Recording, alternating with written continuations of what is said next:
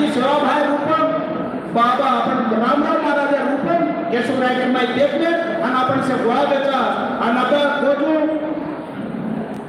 Minister 50 lakh रुपया सेवाकडे दिलो छे आज मूळ बात आपण सेवाकडे ఎక్కడికి काम करते याचं అన్న నేను తెలుగులో చెప్పదలుచుకున్నాను ఈసారి జరిగే సేవాలాల్ మహారాజ్ జయంతి ఉత్సవానికి ఆదరణీయ మాన్యశ్రీ మనందరి ఆదరాభిమానాలు చూరువని అఖండ మెజారిటీతో అమరావతిలో రాజ్యం ఏలుతున్నటువంటి నారా చంద్రబాబు నాయుడు గారిని జయంతి ఉత్సవాలకు రప్పించే బాధ్యత మీరు తీసుకోవాలని ఎందుకంటే ఆయనే ఈ సేవాలయ నిర్మాణానికి పునాది వేశాడు అంచెలంచెలుగా నిధులు కూడా విడుదల చేశారు మాకు అండగా ఉన్నారు మా గిరిజనుల పక్షపాతి నారా చంద్రబాబు నాయుడు గారిని కొనియాడుతూ ఈ అవకాశాన్ని మీరు నరేంద్ర మోడీని మన రాష్ట్ర ముఖ్యమంత్రిని రప్పించే బాధ్యత తీసుకొని మా సేవాగుల యొక్క అభివృద్ధి అంచెలంచెలుగా విశ్వవ్యాప్తం చేయాలని ఇంతంతా వడుంతాయి మరియు దానంతై నమో వీధిపైనంతై తోయద మండలాగ్రామంలో కల్లంతాయి అనేటువంటి విధంగా ఆసియా ఖండంలోనే పేరు గడించాలని ఈ కీర్తి నారా చంద్రబాబు నాయుడు సార్ గారికి దక్కాలని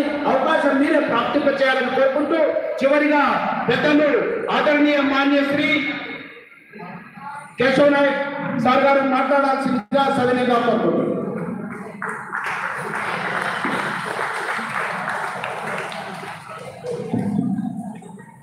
వేదిక పెద్దలందరికీ గ్రామాల నుంచి ఆశ్రితలు పథకాలకు వచ్చినటువంటి ప్రతి సోదరులకి హృదయపూర్వకంగా నమస్కరిస్తూ ఈరోజు నేను పుట్టినరోజు సందర్భంగా చాలామంది మాట్లాడారు.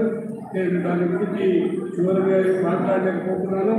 కానీ ఒక్క విషయం మాత్రం నా మనసులో ఉన్నది. ఏది ఏమైనా సమాజంలో అన్ని జాతులు అన్ని కులాల వారు ఒకటిగా ఉండాలనే ఆశ చాలా పెద్దగా ఉన్నది. ఆ తారతమ్యం పెంచడానికి ఆ తారతమ్యం లేకుండా చేయడానికి అందరూ కృషి చేయాలనేది సందర్భంగా పనిచేస్తున్నా. నేను చిన్నప్పటి నుంచి ఒకటే పని చేశాను. ఆ రోజుల్లో కూడా మనకు చాలా గౌరవంగా గౌరవిస్తున్నారు. కానీ ప్రభుత్వాలు కొద్దిగా దగ్గర వస్తే తప్ప ఈ అణగారిన కులం బయట రావడానికి అంత ఆస్కారం ఉండదేమో అని చెప్పేసి ఆలోచన చెప్తున్నాం. అందుకే తప్పకుండా ఇప్పటి నుంచైనా అన్ని కులాలు సమానంగా ఉండడం ఒక తూరి ఆశయ చూడని ఆశ ఉండదు తప్ప ఇంకోటి కాదు నాకు కూడా పోయి చెప్పవస్తున్నది. అందుకే ఈరోజు వచ్చిన వారందరినీ పేరు పేరుగా నేను ధన్యవాదాలు. మరి చాలా మంది మాట్లాడారు వాళ్ళకు అందరికీ ధన్యవాదాలు. ఒకటి మన పరశురామ గారికి చెప్పాల్సి వస్తుంది. ఆయన మంచి భక్తిపరుడు, ఆధ్యాత్మికవేత్త. ఆయన ఒక్కడే డొనేషన్స్ ఎవరితో ఇది లేకుండా 20 కోట్లతో